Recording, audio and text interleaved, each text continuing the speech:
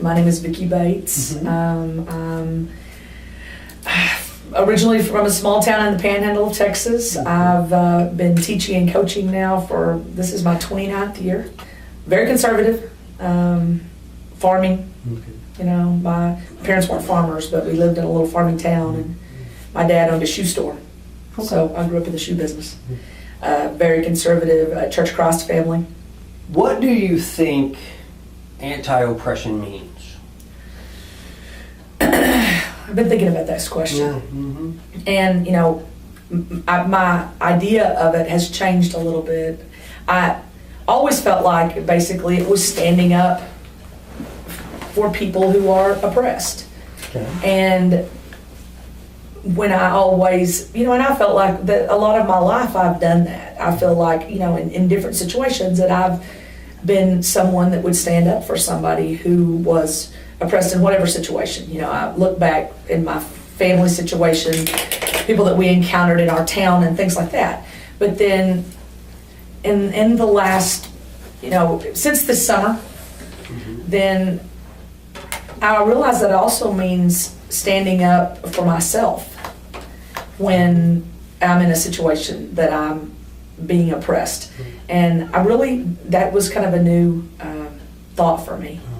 I think for the first time that I really came to terms with like standing up for myself.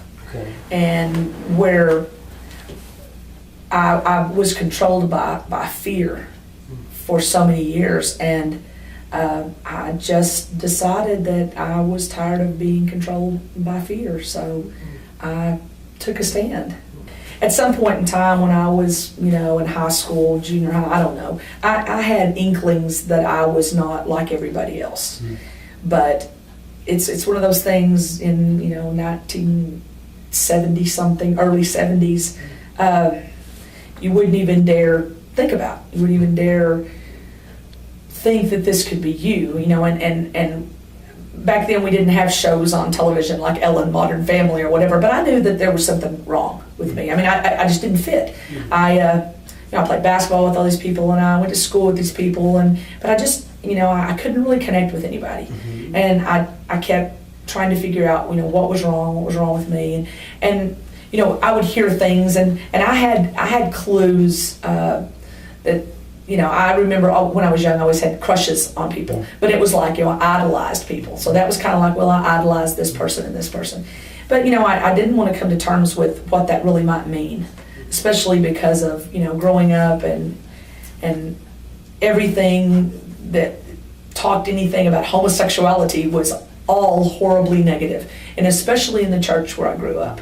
It was basically like you're going to hell, you know, and it was, you know, it seemed like there were sermons all the time. And, you know, when I was younger, nothing ever clicked. But then when I got a little older, I would hear those things. And at church, you would hear it specifically. I mean, they would stand up and say, you know, they would read scripture, and they would always say, you know, homosexuals are going to hell. And so, you know, in my mind, there's no way that I could have ever been that, you know, because, I mean, I couldn't have ever be open with my family, blah, blah, blah. So, you know, and I knew of people that people in my town talked about, but, you know, it was still like one of those things. So I distanced myself. When I went to college, and I went to a Christian college, I fell in love for the first time. And it ended up being a really bad situation because the person that I got involved with was on the basketball team. And basically, you know, we denied it when anybody asked anything, but, you know, she was engaged, and she broke off her engagement. And, you know, we were basically inseparable, and all the rumors were starting around campus and stuff. And so the basketball coach asked her not to come back to school next year. How did that make you feel? Totally abandoned.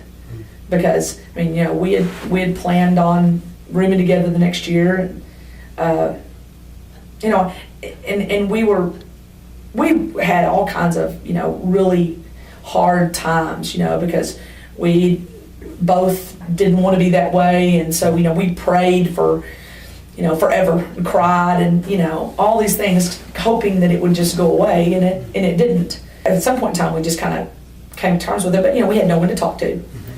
We had no one else that we could communicate with, so we were like, feeling like we were walking around with these, giant, the scarlet letter, on us, because I had to hide, I had to lie, the whole time I was in college, I had to lie, and I had to sneak around, and I had to, and I was called in right before graduation because someone had gone to the head of the department and told them that I had talked to him, and it was somebody who was going through the same thing I was going through.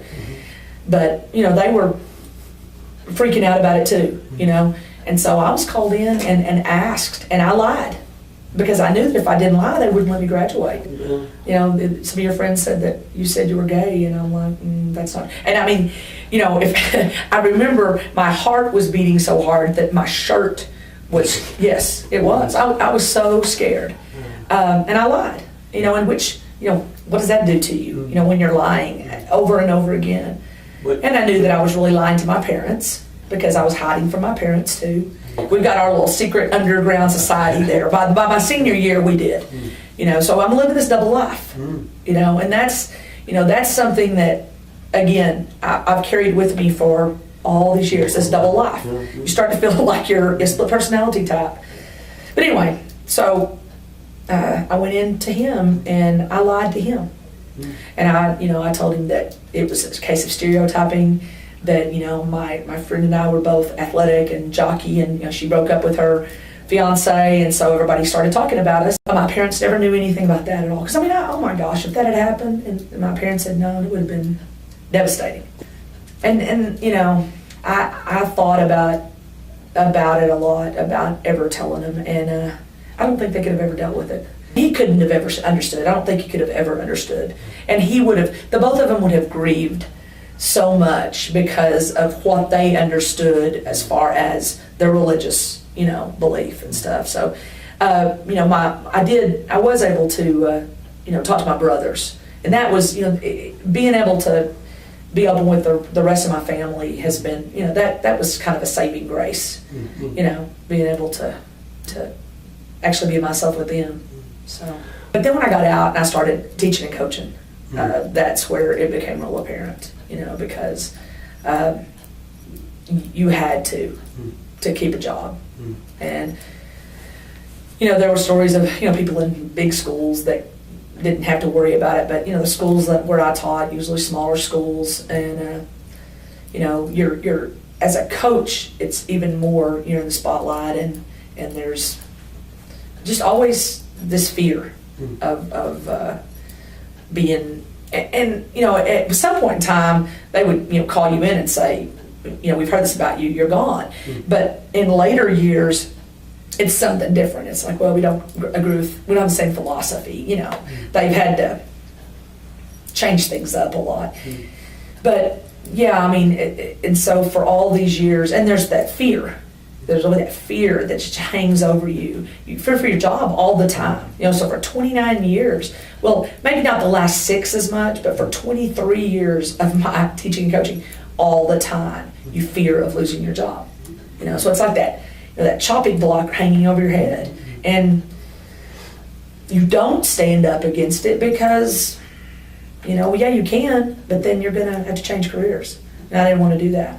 And I think about it a lot, and I think that's really what compelled me to become a counselor, because I knew that there were kids that I dealt with that would have really needed me to be able to be totally who I was, so I could help them, but I couldn't do it. So that has haunted me. I think how many kids. I could count them on my hands. The number of kids that I could have probably made a difference in their life, even more than I did, if I had been able to really reach out to them.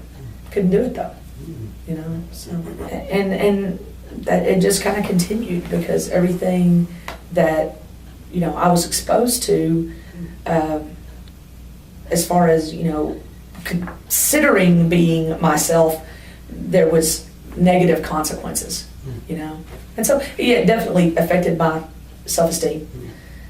I have dealt with self-esteem problems all my life, people that don't really know me and they see me from the outside, they have no idea. And I didn't know that either. I thought everybody could just tell exactly who I was when I walked around, but I see people and they're like, I always thought you were the most confident person in the world. And now, maybe in my job, I've always had confidence in my job. I knew I could do, but it's more like social situations and stuff. I've really battled the self-esteem issue. It's better, but all my life, and I'm sure it has to do with all this stuff that I've, the baggage I've carried. And I remember the first thing that was pretty scary to me was I decided to talk to some of the teachers on campus that, I was getting to know.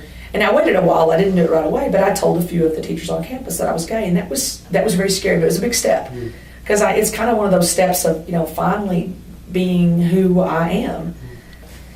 Really, the first one that I talked to, her sister had died real suddenly, and her sister had a son, and they were divorced. Her sister and her husband were divorced, but the son was about 16 years old, I think, and he was gay.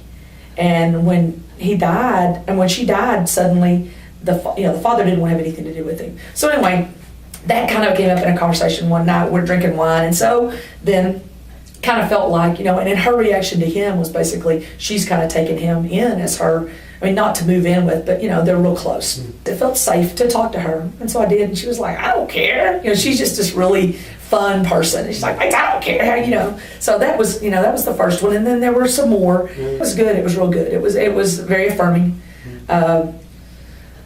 It was kind of like a little burden taken off. Each one of these are kind of like little pieces of weight taken off of me that I felt like I've been carrying around a long time.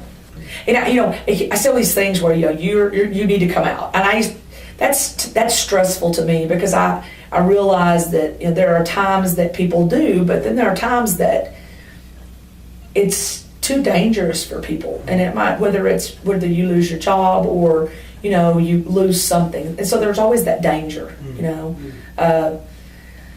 I heard people say, well, if you don't, then all these people that you're not telling, then you might could help them by. But I think that everyone has to decide for themselves. Is it worth the risk? Is it is this a time? So I guess I finally said, this is the time. I'm getting old, and and I probably all along I started to come to terms more with myself, and became more comfortable with myself in dealing with it. And I didn't really know the people on the other side of the room. We were in this big circle, and I didn't really know these people, and I didn't know how they thought about it. So I didn't really say much. And a few times gay issues were brought up, and really I wasn't the one really that started the conversation or even joined into it. One girl who I've been in a lot of classes with, she's very vocal, very smart, married with 2 kids, and the issue came up about gay marriage. And this was probably about the 3rd class. He said something like, well, I think gay people ought to have all the same rights as straight people. And then she said, so they ought to be able to be married. And he goes, well, except marriage. And she goes, you just said. So, I'm just sitting there and I'm biting my tongue and I'm not saying anything. I guess there's something in me at that point. It was just kind of like, oh, this doesn't feel really safe. Because of that, I guess there's just something about, and maybe other things have been said already, that I'm like, same old people saying, well, we want you to have your rights, but, marriage is between a man and a woman, and I'm like, but I really don't get my rights. And so, and I knew it would be a moot point. It's one of those things where you argue with people who will not listen to you at all. And so I'm like, I'm not going to expose myself to that. So I didn't say anything. And then there were some other issues that came up. But this particular day was right after Anderson Cooper had come out. And the professor discussed that. And I said something like, and I was kind of being careful because even though we're supposed to have the safety thing, I really hadn't, and again, I knew like these people over here, here's a girl next to me whose sister was a lesbian, so I figured she'd think I was okay. And then I knew this one next to me, and then that one next to me were friends of mine, or, they knew me and there was no problem. But the rest of the people in the class, 22 other people, I didn't really know. I said something like, well, I had heard that, Anderson Cooper didn't come out because he was afraid that he would endanger other people's lives. And when I said that, he made this face, just like rolled his eyes and said something to the girl next to him. I could feel myself getting mad at her, so I feel like I need to say something. I feel like I need to stand up. And she was like, well, you should if you feel that way. Well, then my other friend who was sitting next to me came out, and I told her, I said, I have to say something. I can't stand it anymore. I said, we made these rules up about, that we were supposed to be safe and we're supposed to feel safe to talk. And then I just turned and looked at him, and I said, but when I've talked, you were talking to the person next to you. I said, you made this horrible face when something was mentioned about anything homosexual, and of course the whole time my heart's going boom, boom. Oh, it was so emotional, and so and I said this, and I tried not to put my coaching voice on, because I know, if I put my coaching voice on, it's real, I was trying to be, and even though, it was probably pretty, I just said, I think it's very rude, and you've been doing this over and over again. And so the first thing he says is, I don't have anything against you. I like you. And I'm like, that's not even the point. I don't care if you like me. That's not what I'm. And the professor said, are you even listening to her? That was, it was really good, because I felt like she was, standing up with me. I didn't feel like I was by myself. Yeah. Even the girl next to me, whose sister is a lesbian, I felt like she was my ally too. Mm-hmm. So we got, the next hour and a half, 2 hours were spent in this discussion. Mm-hmm. Now, at one point it started to regress, because my friend here, and he got into the gay marriage thing again, and the professor was so good about saying, no, that we're not going to get into that. What we're trying to discuss is, and so one person, I think, there was a lady over there that I think she was feeling like bad that he had been attacked in a way. She's one of the older elementary teachers. But then she said, she spoke up and she said, when Vicki first said this, I thought, this is not the time and place. You should be doing this outside of class. She said, but after I listened a while, I thought, yes, it is. It is a time and place. The professor asked me then at some point, how are you feeling? I said, I'm feeling very exposed, very scared and nervous. I feel really like I'm standing naked in the middle of the room. I had no idea what a lot of the people were thinking, because a lot of them were very quiet. They didn't say anything. And I felt like I thought I was the only gay person in that room. I found out later that there was another one who was kind of, in hiding too. So anyway, she said that to me, and I said, how scared I felt and nervous I felt. And then, let's see, I don't know if it was right then, I think it was, I turned to him and I said, I don't want you to feel attacked. Because he was getting all mad and feeling like everybody was against him and real defensive. I said, I don't want you to feel attacked. What I want is that, I don't know if you have kids or not, but what I want you to think about is, if your daughter or your son came to you, how would you be with them if they said, this is me, Dad? That's all I want you to think about. That's all I care, is that you think that. And we took that break. Long night. Yeah. Afternoon. Yeah. I walked out, and first, this girl that I've been in class with a number of times, and she was pregnant for a whole other time I was in class with her, and we just exchanged pleasantries. I asked her when her baby was due, blah, blah. She came up first and hugged me and said, that was so brave, and that really shocked me.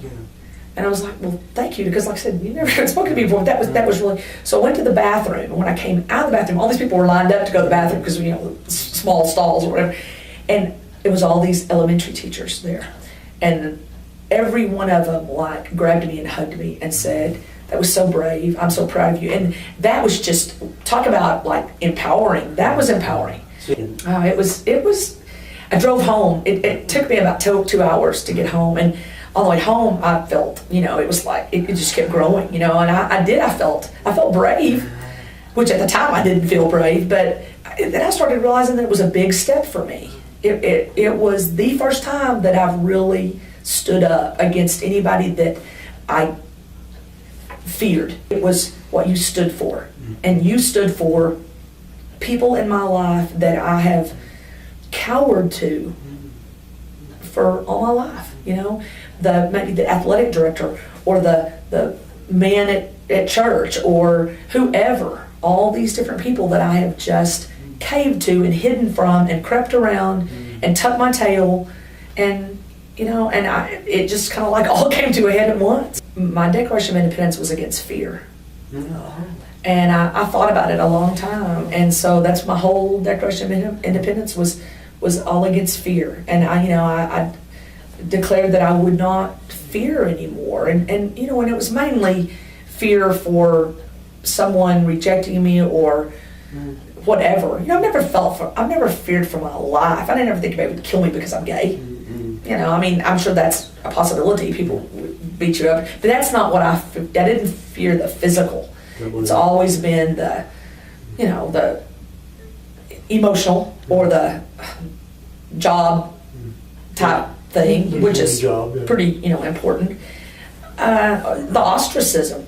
I always think of kind of being chained to something, I don't feel that anymore. And it's kind of like somebody waking up from a deep, dark sleep, and they're kind of like, wow.